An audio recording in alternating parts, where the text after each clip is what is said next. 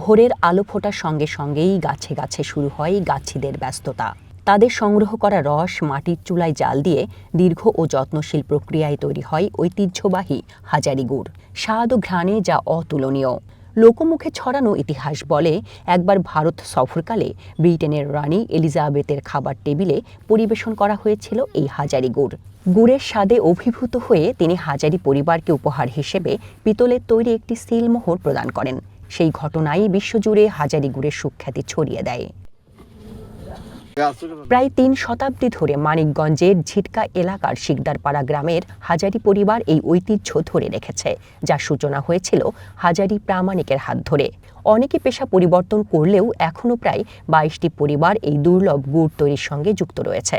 অসাধ্যকে সাধন এই নামেই পরিচিত হাজারি গুড়, যা দেশের অন্য কোথাও কিংবা বিদেশেও তৈরি করা সম্ভব নয়।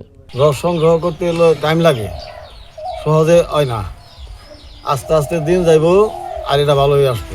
তৈরি করা খুব কঠিন একটা জিনিস, ব্যয়বহুল হলো খুব বেশি, অতিরিক্ত বেশি। এই ফ্যামিলি সহকারে নিয়ে এই কষ্টের পরে এইগুলো তৈরি করে তাহলে এই যে বেচা কিনা করে।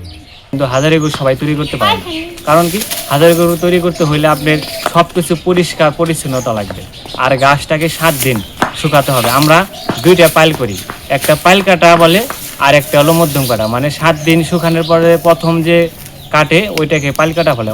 ওই রস দিয়ে আমরা হাজারি গুড় তৈরি করি। আর দ্বিতীয় দিন কাটা হয় এটা নামবাড়ি, মানে হাজারির দ্বিতীয় কোয়ালিটি আর কি। গাছ কাটা থেকে শুরু করে রস জাল দেওয়া, প্রতিটি ধাপে রয়েছে বিশেষ কৌশল ও সতর্কতা। সামান্য অসাবধানতাই গুড়ের মান নষ্ট হয়ে যেতে পারে। রস পরিষ্কার না হলে কিংবা আগুনের তাপমাত্রা ঠিক না থাকলে গুড় ভালো হয় না। তবে এই ঐতিহ্য টিকিয়ে রাখা দিন দিন কঠিন হয়ে পড়ছে। ভবিষ্যতে এই পেশায় নতুন প্রজন্ম আসবে কিনা তা নিয়েও রয়েছে সংশয়। আমাদের এই পরিচালনাটা করার মতো মানুষ আর দিন দিন যাইতেছে, তৈরি হইতেছে না। আমরা যে আগে যে জন্য কাটছি এটা পরিচালনা করছি, মানে কতজন ছিল কত আছে, এই আমরাও ধরো ভাই ভাবলাম মানে করে যখন পারম না বাদ দিলি এটা একবারে আমাদের মতো বংশের মধ্যে শেষ। দিন দিন এটা বিলুপ্তির পথে। আপনি যেমন আমার বাবা এটা করে, আমি করব না। আপনি মনে করলেন এটা তো খুবই পরিশ্রমের কাজ, আমি এটা পারি না। তবে এটা এই সরকারি বা যে কোনো এই আপনার পৃষ্ঠপোষিত করা দরকার, কারণ কি আপনার গাছই তৈরি না হলে তো আপনি গুড় তৈরি করতে পারবেন না। মাথার চুল, গরুর দুধ, কি তেল বা দুধের এটি গেলে গুড় ভালো হয় না। অনেক রিস্ক আছে, অনেক সতর্ক করে গুড়টা তৈরি করতে হয়। হাজারি গুড়কে জিআই পণ্য হিসেবে স্বীকৃতি এনে দিতে উদ্যোগ নেওয়ার কথা জানিয়েছে জেলা প্রশাসক। মান ঠিক রাখতে নেওয়া হচ্ছে বিশেষ উদ্যোগ। যেহেতু এটিকে আমরা একটি জিআই পণ্য হিসেবে চাইছি, প্রতিষ্ঠিত করতে চাইছি, এই বিষয়ে আমাদের একটি সতর্ক দৃষ্টি রয়েছে, যেন মানে কেউ কোনো অসাধু খেজুর গুড় প্রস্তুতকারী এটিকে মানে অপব্যবহার করতে না পারে, ভেজাল মিশ্রিত না করতে পারে।